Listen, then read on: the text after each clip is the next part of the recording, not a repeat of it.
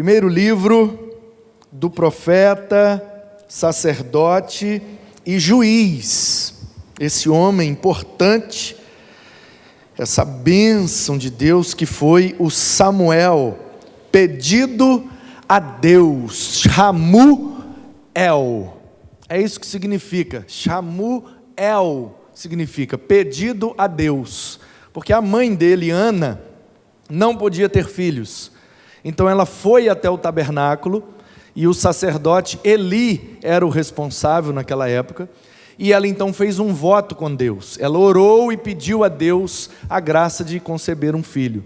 E ela disse que se engravidasse e gerasse um filho, ela entregaria o filho para Deus e consagraria o menino para ser um servo do Senhor. Nasceu Samuel e ela deu esse nome por isso, porque aquele menino foi um pedido que ela fez a Deus, por isso ele chama Samuel.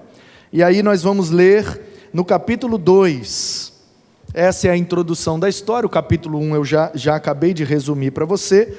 No capítulo 2 eu quero ler a partir do 18, porque esse texto tem tudo e tem muito a ver com o tema desse mês, que é crescendo através do relacionamento. O relacionamento tem sido o tema do nosso ano, e em cada mês a gente dá uma tônica de acordo com o ministério que está à frente. Em outubro é o mês das crianças, então o Ministério Infantil trouxe essa proposta, já que as crianças crescem. Então a ideia é que a gente perceba a importância das crianças crescerem, não só no tamanho, mas também através dos relacionamentos. E aí a Bíblia diz em 1 Samuel capítulo 2, a partir do versículo 18, Samuel ministrava diante do Senhor. Ministrar é sinônimo de servir. Toda vez que você serve alguma coisa, toda vez que você entrega um serviço, uma palavra, uma direção, toda vez que você tem algo e você compartilha com alguém, você está servindo, então você está ministrando algo. Então quando diz que ele ministrava, quer dizer, ele servia ao Senhor, sendo ainda menino, vestido de uma estola sacerdotal de linho. E isso aqui eu acho muito bonito, porque o 19 explica, né? Sua mãe lhe fazia uma túnica pequena e de ano em ano a levava para ele quando ia com o seu marido oferecer o sacrifício anual. O marido dela era o Eucana, e ela então fazia uma estola. E fica imaginando, né? A Ana orou, pediu a Deus, Deus deu o menino. Ela colocou o nome do menino, um pedido a Deus, e aí ela entregou nas mãos do sacerdote Eli e falou, esse menino é de Deus. E aí ele vai crescendo, e ainda criança, não sabemos exatamente a idade que ele tinha aqui, mas não tinha mais do que 12 anos, muito provavelmente, porque diz que ele ainda era menino, e depois é que vai chamar ele de jovem, no final da nossa leitura, lá no versículo 26, então, na perspectiva do judeu, do hebreu, principalmente nesse tempo, de 0 aos 12 anos ainda é menino, ainda é criança, dos 12 aos 30 aí é jovem, mancebo, e dos 30 em diante já é varão, já é homem, considerava-se assim naquele tempo. Então ele tinha aqui, nesse momento, ele tinha no máximo 12 anos. E olha o que a Bíblia está dizendo, que ele já servia ao Senhor com menos de 12 anos. É muito errado, e nós temos falado isso, e nós temos orado isso, e profetizado isso, e essa igreja já entendeu isso há muito tempo, e eu agradeço demais a Deus por isso. Nós temos dito que as crianças não são a igreja do futuro, são a igreja do presente. Elas estão aqui hoje, e elas podem, como Samuel, ministrar diante do Senhor hoje. Hoje uma criança nos conduziu no ritmo, tocando bateria. Domingo pela manhã passado, uma criança trouxe a palavra. No próximo domingo, uma outra criança vai ministrar novamente a palavra para nós. É rápido, poucos minutos, mas só de uma criança. Irmãos, vocês não têm ideia do quanto é saudável uma criança assumir esse púlpito e ter a liberdade de falar sobre a Bíblia. Isso gera uma força, isso gera uma capacidade na vida desses meninos, que nós não temos noção do quanto isso será saudável para eles. O dia que eles tiverem que apresentar um trabalho na escola, eles não vão tremer. Por quê? Porque eles já estiveram num púlpito encarando uma igreja. O dia que eles tiverem que conversar com alguém no emprego, o dia que eles tiverem que fazer uma apresentação no trabalho, e existem pesquisas e dados que apontam que as crianças que investem ou que são investidos na área de falar em público ou de se apresentar em público, isso gera habilidades sociais na vida daquela pessoa. E depois, isso vai resultar num profissional melhor, numa pessoa melhor, uma pessoa mais sociável. É por isso que as escolas investem em fazer teatro, em fazer danças, fazer as apresentações que a família vai assistir. É por isso que a gente também faz isso na igreja, para que a criança saiba que ela está aqui em cima fazendo algo e que ela não precisa ser perfeita para estar aqui em cima fazendo. Porque se precisasse ser perfeito para estar aqui em cima, nunca ninguém estaria aqui em cima, irmãos.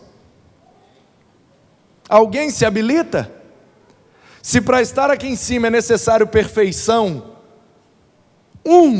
dos mais de 7 bilhões de seres humanos que habitam esse planeta nesse momento, será que teríamos que teria essa condição de perfeição para estar aqui em cima? A Bíblia diz que todos pecaram, e não há ninguém que seja perfeito a não ser o nosso Senhor e Salvador Jesus Cristo.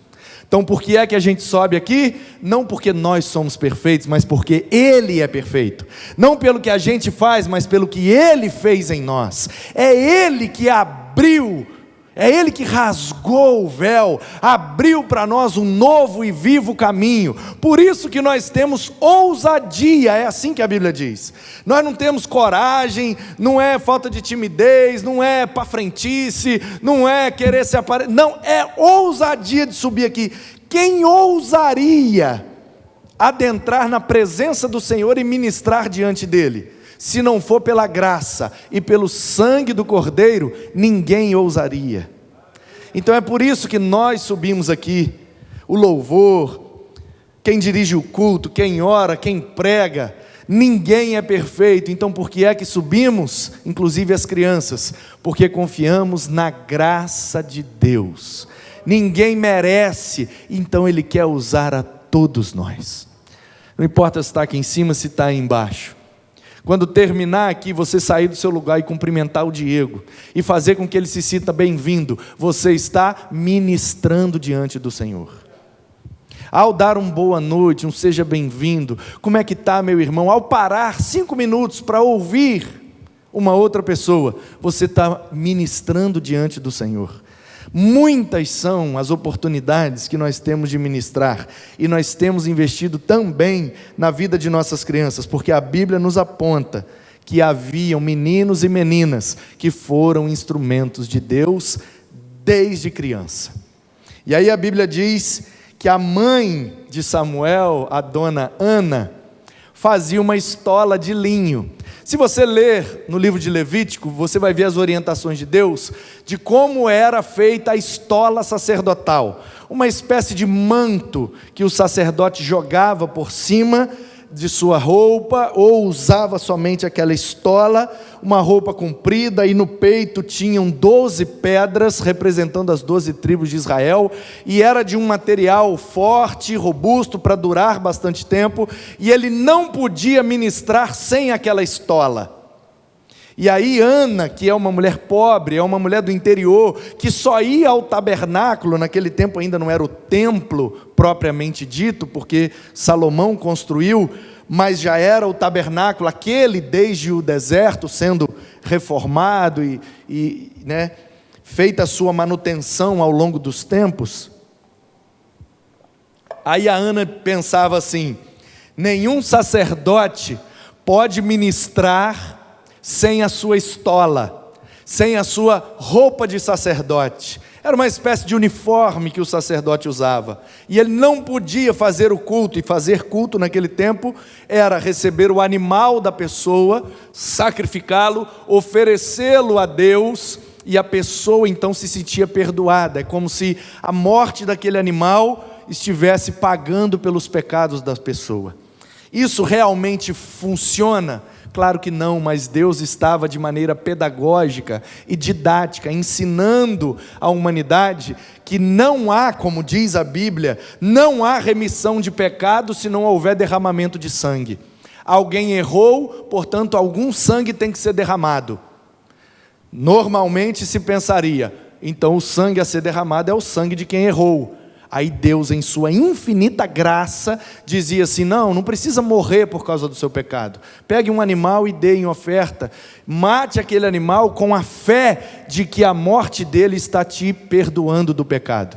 E aí, aquele povo foi sendo educado dessa forma, até o dia em que João, o Batista, estava lá batizando, e aparece o primo dele, e ele aponta para o primo e diz: eis o Cordeiro de Deus, é ele que vai tirar o pecado do mundo. Quando João Batista diz isso apontando para Jesus, aquele povo que de anos matando um animal para perdoar um pecado, olhou para Jesus e pensou: então quer dizer que a morte dele, então quer dizer que o sangue que ele vai derramar vai perdoar o meu pecado? E aí Jesus vem dizendo: é exatamente isso, e é simples assim. Todos aqueles que creem no sangue do Cordeiro são perdoados, redimidos, lavados e remidos, não porque merecem, mas porque ele fez por merecer. Ele foi perfeito e ele se entregou como um sacrifício perfeito diante de Deus. E o sangue de Jesus nos purifica de todo pecado. É assim que diz a Escritura. Portanto, olha que coisa carinhosa, olha que coisa linda, um gesto de uma mãe, gente. A Ana estava em casa e ela pensou assim: Samuel já está grandinho, já está crescendo, e já vai começar a ajudar o sacerdote Eli a fazer o culto. Claro que ele não tem condição de fazer sozinho, mas ele já vai começar a ajudar. E ninguém pode ministrar na casa do Senhor sem a vestimenta correta. Aí o que é que ela fez? Na sua simplicidade, ela fez uma roupinha de linho, um pano mais barato que tinha naquele tempo. E aí ela costurou uma estolazinha de pano simples, e veio da roça do interior, e chegou no tabernáculo, aquele monte de gente lá para fazer o culto, para entregar a oferta, para receber através da vida de Eli. Então ela chegava lá e: toma aqui, meu filho, sua estola, vai lá servir ao Senhor, vai lá ajudar o sacerdote. E aí Samuel botava aquela roupinha de pano, e aquilo ali era a estola sacerdotal dele. E depois ele foi o sucessor de Eli. O que é que isso nos ensina, irmãos? Que Deus não está preocupado com coisa glamurosa, Deus não está preocupado com materiais que nós usamos, com quanto a gente tem na conta bancária, a marca da nossa roupa. Deus gosta das coisas simples, feitas de coração.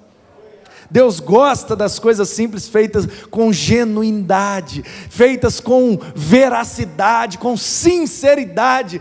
Era o melhor que ela podia, então ela levava aquela roupinha, botava no menino, e ele ministrava com aquela estola de pano.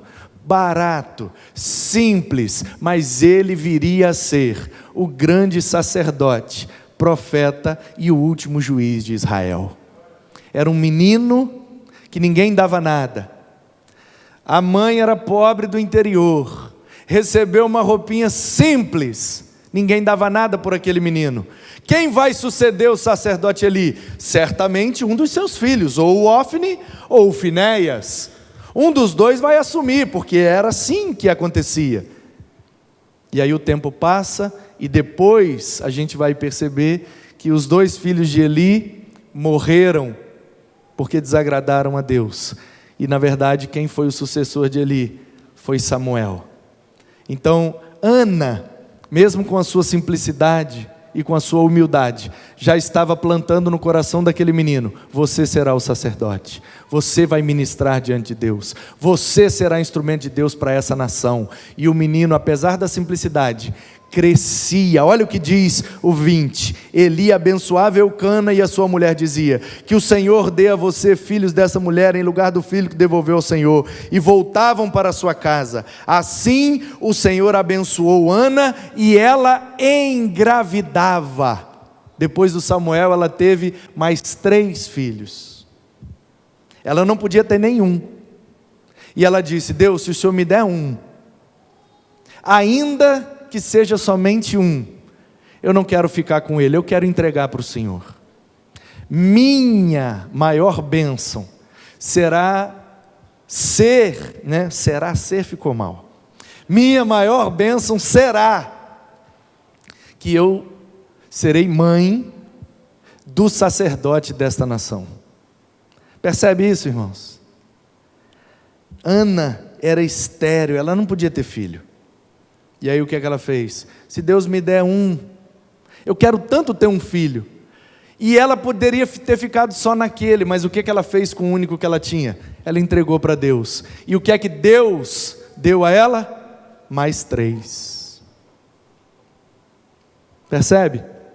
No reino de Deus funciona assim: quanto mais a gente retém, menos a gente tem. Quanto mais a gente dá, mais a gente guarda. Mais a gente conquista, mais a gente é abençoado por Deus, porque Deus gosta de abençoar pessoas generosas. Aquela viúva, 2 moedinhas, era tudo que ela tinha, ela entregou. O que é que Jesus disse? Nunca ninguém deu uma oferta maior do que essa mulher,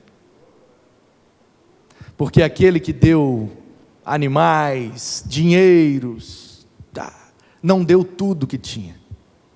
E isso me faz lembrar uma história, um empresário muito grande, numa igreja que hoje também é muito grande. Quando ela estava em expansão, construindo o templo onde hoje eles congregam, uma obra grande, muito cara, desafiadora, e o pastor lá envolvido na obra, e aquela dificuldade, fazendo conta, todo dia, dia a dia. E aí de repente um empresário chegou lá e: pastor, vim aqui para dar uma oferta, para abençoar a obra da igreja. Ô meu irmão, que bênção, amém. O empresário foi lá, assinou um cheque e botou no bolso do pastor. E falou: pastor, essa é a oferta da viúva. Aí o pastor falou: ô meu irmão, que bênção. Abriu o cheque, viu o valor. Realmente era uma oferta extremamente generosa. O pastor fechou o cheque, botou no bolso e disse: uma bênção, mas eu não recebo como oferta da viúva. E o empresário: que isso, pastor? O senhor viu o valor do cheque? E ele disse: eu vi, não é da viúva. Ah, pastor, então me devolve o cheque. Não, que cheque? Acabou, já paguei pedreiro, material, acabou. A oferta já acabou. Já tem destino. Mas não é da viúva, irmão. Por que não é, pastor? Porque para ser da viúva, o senhor teria que trazer o documento dos carros, a escritura das casas e dos terrenos que o senhor tem. Raspar a conta bancária e trazer tudo. Porque a oferta da viúva é tudo. Não tem a ver com quantidade, tem a ver com plenitude. Quem pegou essa? Não importa o quanto, importa que seja pleno, que seja integral, que seja com todo o coração. Se a gente fizer as coisas de todo o coração, de maneira plena, Deus abençoa, irmãos. Não importa a quantidade, se for de coração, Ele abençoa. E é assim que funciona ao longo de milênios. E aí o 21, que é um especial, que eu quero destacar aqui. O Senhor abençoou Ana, ela engravidava. Teve mais 3 filhos e 2 filhas ainda de quebra. E o menino Samuel crescia diante do Senhor. Crescendo através do relacionamento. O menino Samuel crescia, diz a Bíblia. Aí o 22 diz: Eli já era muito velho, e ouvia tudo que os seus filhos faziam a todo Israel, e de como se deitavam com as mulheres que serviam à porta da tenda do encontro. Os meninos estavam tudo desviados, os filhos dele. Por que vocês fazem essas coisas? Pois de todo o povo eu ouço constantemente falar das coisas más que vocês fazem. Olha que coisa ruim, o sacerdote ouvindo do povo que os filhos dele estavam fazendo baderna. Deve ser terrível. Eu nunca vivi essa experiência. E por isso eu quero honrar o meu filho e louvar a Deus. Nunca ouvi nenhuma reclamação do Manuzinho. Obrigado, meu filho. Você é uma bênção. Nunca passou a infância, a adolescência, agora está na juventude, já está na faculdade, dirigindo, louvado seja Deus. Nunca ninguém chegou para mim e falou: pastor, tem uma situação aqui muito séria acerca do seu filho, nós precisamos resolver.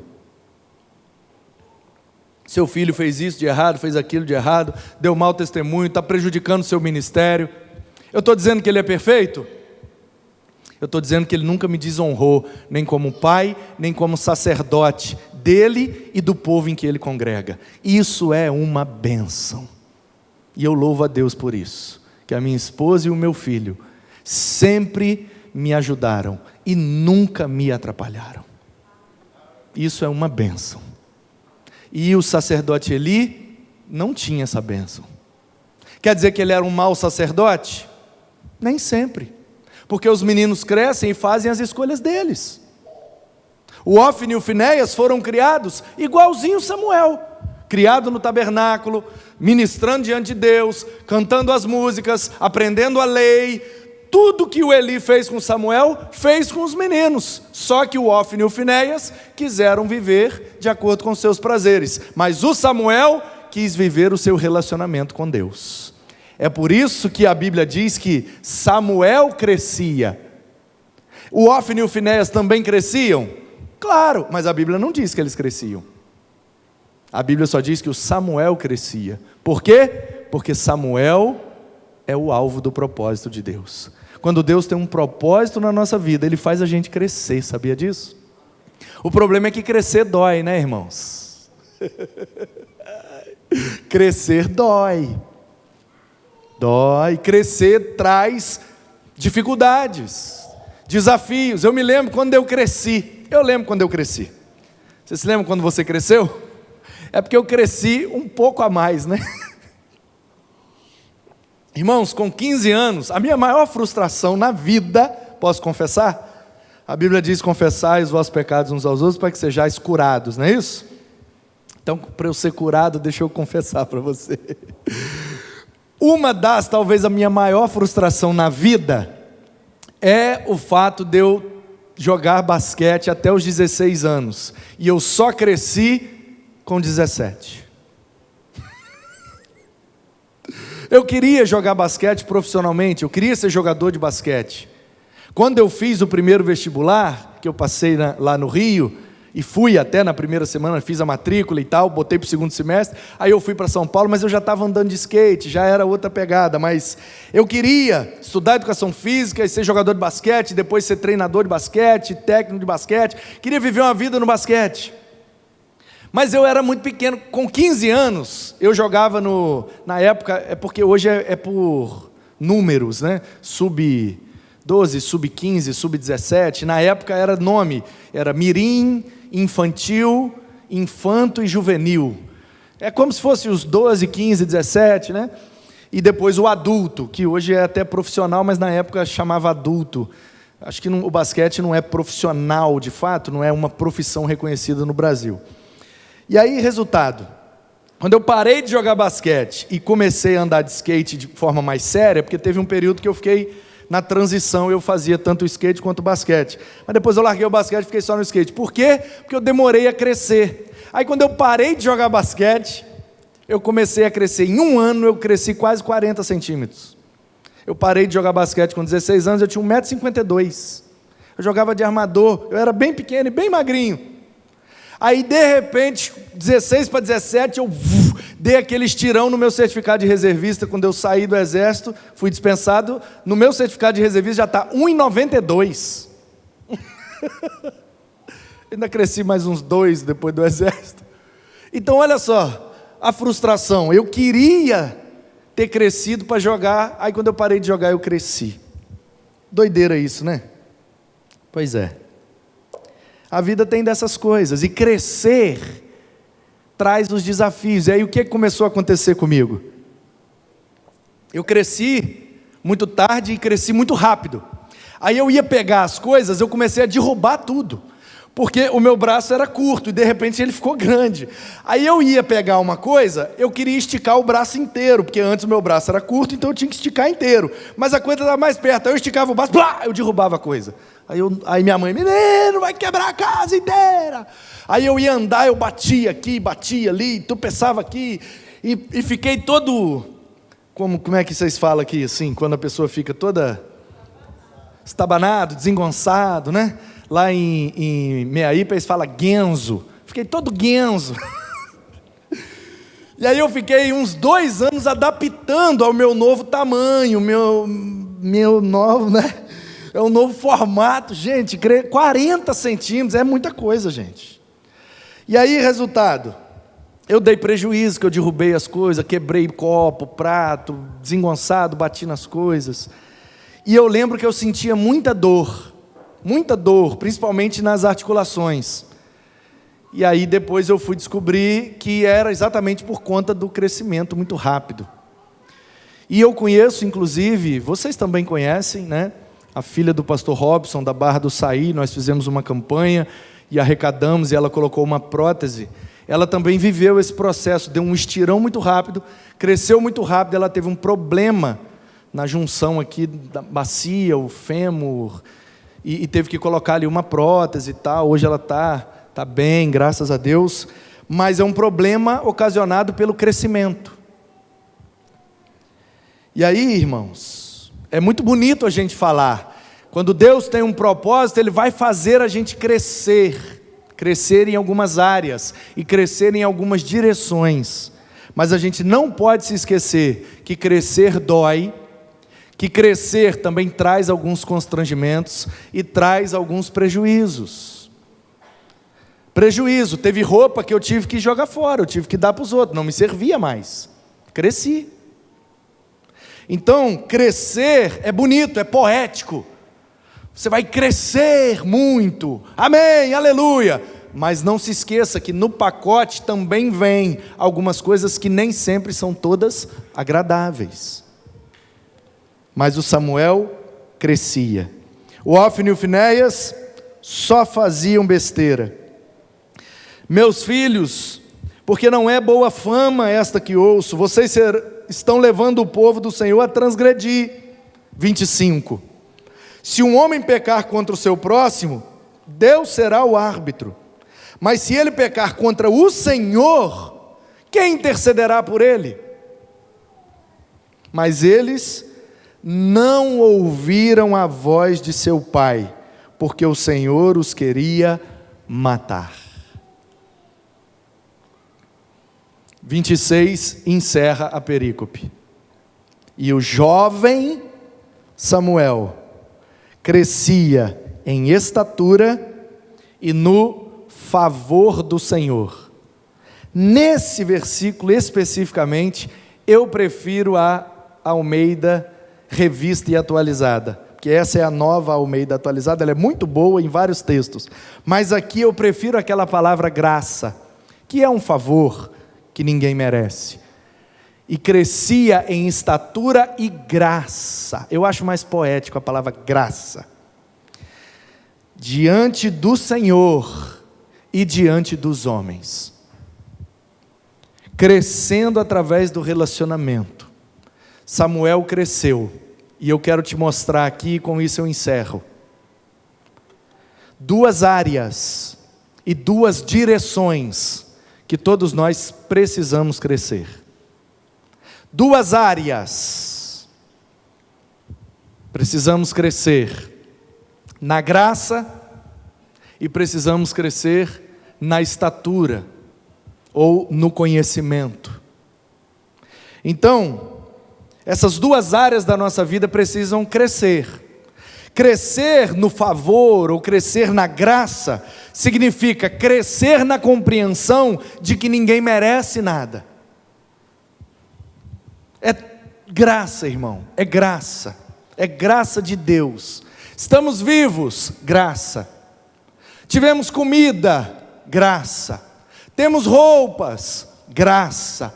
Temos uma igreja para congregar, e quem não pode congregar está acompanhando na internet, isso é graça. Temos um curso de teologia, de graça, isso é graça. A igreja na frente da minha casa, Clóvis e Rosana, isso é graça. Vocês fizeram algo para merecer a igreja na frente da casa de vocês? Não fizeram nada, mas receberam, isso é graça. Percebe, irmãos? Graça. Crescer na graça é crescer com a consciência de que tudo que temos e tudo que somos veio de Deus para nós, amém.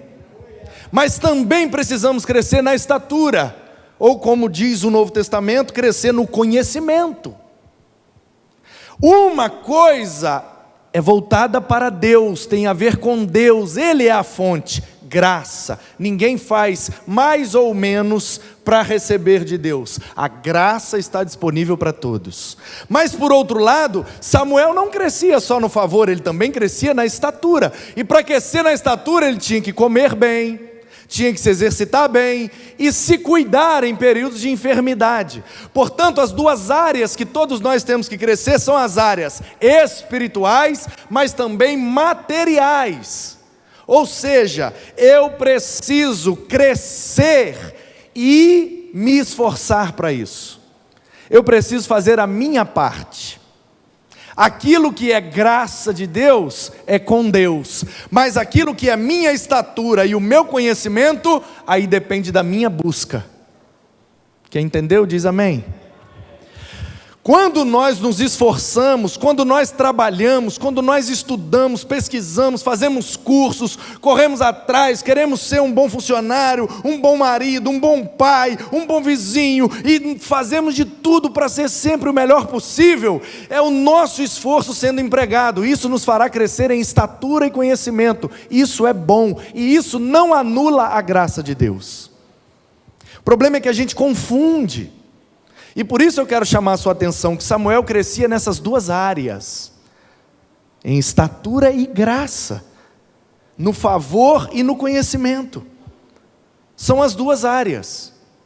Então eu preciso me esforçar, fazer a minha parte, sem me esquecer que eu também não merecia nada. A graça de Deus está sobre mim. Essas duas áreas precisam estar equilibradas e congruentes na minha vida. É assim que se cresce. É como um pássaro ter uma asa bem grande e uma outra asa bem pequena. O que é que você imagina que vai acontecer com o voo desse pássaro? Ele vai voar rodando em círculo, ou não vai conseguir voar, né? Porque ele vai ficar desequilibrado. Então imagine assim como o pássaro precisa ter, assim como o avião precisa ter as duas asas, as duas turbinas. Teve um acidente um tempo atrás, foi lá em Campinas, se não foi Campinas, um avião de um empresário que subiu e estava decolando, deu um de lado assim, e buf, caiu num morro lá, e o empresário com toda a família morreu. Há uns dias atrás, Taubaté, Campinas, o interior assim de São Paulo, eu acho que é Campinas. Vocês não viram isso? Então, lá no time de basquete que eu jogo, tem um rapaz que joga lá com a gente, e o nome dele é Vidual. Ele é piloto de helicóptero e tal, e trabalha com isso.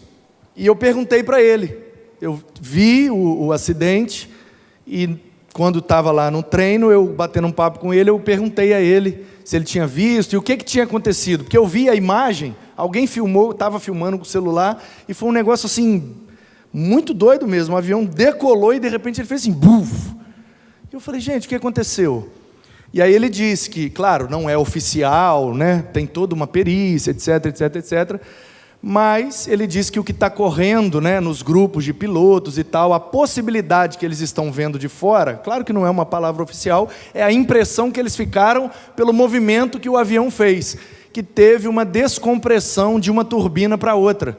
Uma turbina soprou muito forte, a outra soprou mais fraco. e aí o avião girou e caiu. E quando acontece, ele diz, pode não ter sido isso, a gente não sabe, mas quando acontece isso, geralmente, essa falha gera um acidente dessa forma. Ou seja, o desequilíbrio, uma área mais forte que a outra. O que é que eu estou querendo dizer na prática? A gente precisa orar? Precisa. A gente precisa se relacionar com Deus? A gente precisa viver em santidade? A gente precisa conhecer as Escrituras? A gente precisa servir a Deus, ministrar diante de Deus? A gente precisa congregar? A gente precisa que Deus use a nossa vida? Tudo isso a gente precisa. Sim, amém. Mas isso não anula o fato de que a gente precisa ser bons filhos, ser bons pais, ser bons profissionais, ser bons vizinhos, ser bom isso, aquilo, estudar mais, capacitar mais, fazer mais cursos, buscar crescer na profissão, buscar uma remuneração maior, mais digna, dar uma qualidade de vida melhor para as nossas famílias, também tão importante quanto em estatura e graça. Qual é o problema? O desequilíbrio. Tem gente que tem uma estatura enorme e é anão na graça. Tem gente que é um gigante na graça, passa o dia inteiro orando, mas não botou currículo em lugar nenhum. Entendeu ou não? Entendeu? Estatura e graça. Porque a salvação, irmãos, o propósito de Deus, o dom de Deus, isso aí a fonte é Deus, isso é graça. Isso é graça, mas o estudo, o conhecimento, o crescimento profissional, relacional, social, isso aí é com a gente. E Deus quer que a gente faça parte do processo, por isso que Ele deixou essa parte para nós fazermos. Se lembra de Lázaro? Jesus chegou em Betânia, Marta correu na entrada da cidade, porque ela era mais agitada. Se o senhor estivesse aqui, meu irmão não tinha morrido, mas eu sei que se o senhor pedir ao Pai, Ele te concede. Jesus, então bora para o cemitério. Onde é que está? Não, está no buraco lá, então vamos lá. Quando Jesus chegou lá, o que é que Ele disse? Tirem a pedra. Não, já tem 4 dias, Jesus, já está fedendo, já... Tira a pedra. Não, Jesus, acho que o senhor não ouviu. 4 dias, tem aquela questão da crendice judaica, até o 3º dia dá para ressuscitar, depois do 3º não dá mais. É por isso que Ele chegou no 4º dia. De propósito. Tira a pedra. Não. Tira. Jesus tinha poder para tirar aquela pedra, irmãos? Sem botar a mão nela? Tinha. Por que é que Ele não tirou? Porque Ele quer que a gente participe do processo. Tirem a pedra que eu faço o milagre. Cresçam na estatura e compreendam a minha graça. É assim que vocês vão viver tudo que eu tenho preparado para vocês. Cresçam, mas não permita que o crescimento lhes tornem vaidosos, orgulhosos ou soberbos. Nunca se esqueçam que vocês não mereciam nada e é tudo pela minha graça. Cresçam na minha graça, me vejam em todos os momentos da vida de vocês, mas não acha que a minha graça vai fazer você ser aprovado no concurso. Para isso tem que estudar mesmo. Percebe? Uma coisa aponta para outra e a outra aponta para uma, e essas duas equilibradas é que fazem com que a gente chegue no centro da vontade de Deus. 2 áreas de crescimento, estatura e graça. E as 2 direções de crescimento. O texto diz, ele crescia diante de Deus e diante dos homens. Não é isso que o texto diz? Portanto, as 2 áreas são espiritual e material. Graça e estatura. E as 2 direções são vertical e horizontal. Eu preciso crescer no meu relacionamento com Deus, porque é assim que eu vou crescer no meu relacionamento com os meus irmãos. Quanto mais próximo de Deus, melhor o meu relacionamento com o irmão. Ou como alguém muito sabiamente já disse, o meu hábito de falar com Deus acaba mudando o meu jeito de falar com as pessoas. E quando eu percebia que eu não conseguia me comunicar direito, e ainda não consigo muito bem, estou no processo, foi aí que eu descobri que eu precisava orar mais. Orar mais, porque se na vertical eu não estou crescendo, na horizontal também eu vou ficar estagnado. Então que nós saiamos daqui nesta noite, dispostos e disponíveis para crescer nessas duas áreas e nessas duas direções, na graça e na estatura, com Deus e com todos os homens. Que assim seja, para a glória do nosso Deus, em nome de Jesus. Amém.